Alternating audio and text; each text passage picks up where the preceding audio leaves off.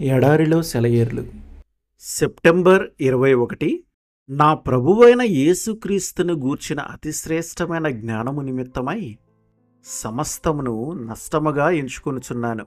ఫిలిప్పీ 3:8.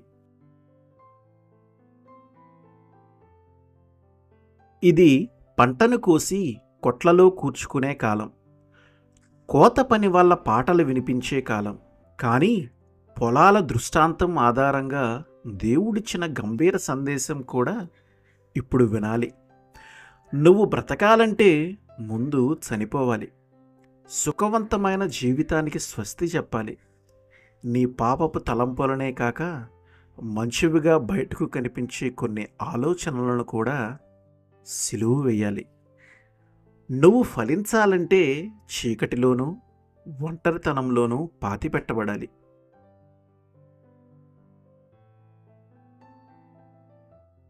ఇది వింటుంటే భయమేసింది. కానీ ఆ ఆజ్ఞలను ఇచ్చింది యేసే గనుక ఆయన శ్రమల్లో పాలు పొందటం నా భాగ్యమే. కాబట్టి శ్రమల్లో నాకు తోడుగా యేసు ఉన్నాడు.